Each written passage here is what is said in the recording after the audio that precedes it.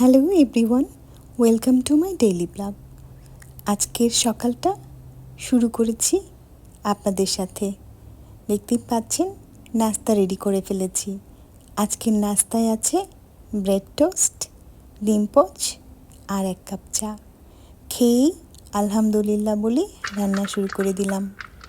এই যে পেঁয়াজ কুচি করে নিয়েছি, পরিমাণ মতো পেঁয়াজ দিয়ে দিয়েছি, আর দিয়ে দিলাম হলুদ গুঁড়ো, মরিচ গুঁড়োও দিয়ে দিয়েছি, ধনিয়া গুঁড়ো, জিরা গুঁড়ো, মেথি, দারুচিনি, লবঙ্গ আর এলাচি, সেই সাথে দিয়ে দিলাম তেজপাতা, আদা রসুন পেস্ট, আর এখন দিয়ে দিলাম মাংস। আজকে রান্না করব মুরগির মাংস। মেখে চুকে একবারে বসিয়ে দিব। এরকমভাবে রান্না করলে কিন্তু বেশ মজা হয়। আর দিয়ে দিলাম স্বাদ মতো লবণ। এখন দিয়ে দিচ্ছি পরিমাণ মতো তেল। এখন ভালো করে মাংসটাকে কিছুক্ষণ মেখে ঝুঁকে ম্যারিনেট করে রেখে দিব।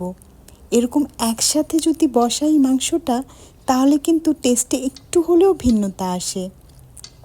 সাধারণত আমরা যেভাবে মশলা কষিয়ে মুরগির মাংস রান্না করি বা মাংস রান্না করি, সেটাতে যেমন একটা টেস্ট, ঠিক তেমনি মাঝে মধ্যে এরকম সবগুলো মশলা একসাথে দিয়ে মেরিনেট করে মাখিয়ে ঝুঁকিয়ে রেখে দিয়ে রান্না করলে কিন্তু সেই মাংসের স্বাদটাও ভিন্ন হয়। এই যে মাংস রান্না করে ফেলেছি, কিন্তু ভুলবশত মাংস রান্নার পরে আমি ভিডিওটা করতে ভুলে গিয়েছি।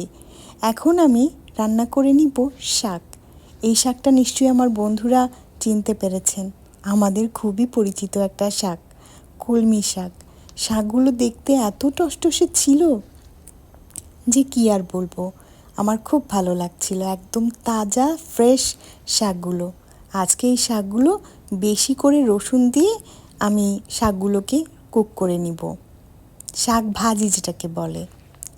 সুন্দর করে কেটে পরিষ্কার করে ধুয়ে নিয়েছি পানি দিয়ে। নর্মাল ঠান্ডা পানি দিয়ে ধুয়ে নিয়েছি। একটু ঠান্ডা পানিতে শাক পরিষ্কার করার ট্রাই করবেন, তাহলে কিন্তু শাকটা আরও বেশি সতেজ হয়ে যায়। শাকটা আমার রান্না করা হয়ে গেছে। আপনাদের সাথে মাংস রান্না করতে ভুলে গেছি, শেয়ার করতে ভুলে গেছি বলে শাক ভাজি শেয়ার করতে ভুলে যাইনি। শাকটা ভাজি করে আমি পাত্রে ঢেলে নিচ্ছি।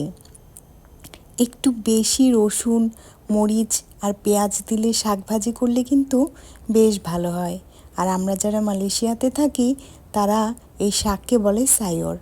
ওরা কিন্তু শাকের যে ঝোলটা যে বের হয়, সেটা কিন্তু একদম বাংলাদেশিদের মতো শুকিয়ে বা ভাজা ভাজা করে ফেলে না, একটু ঝোলটা রেখে দেয়।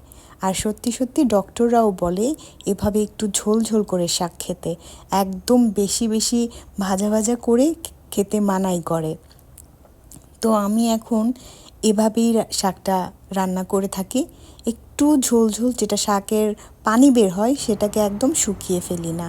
আর এই যে পাশাপাশি আমি মাছ ভুনা করে নিয়েছি, পাঙ্গাস মাছ ভুনা করে নিয়েছি। পাঙ্গাস মাছটাও খেতে আমার বেশ ভালো লাগে।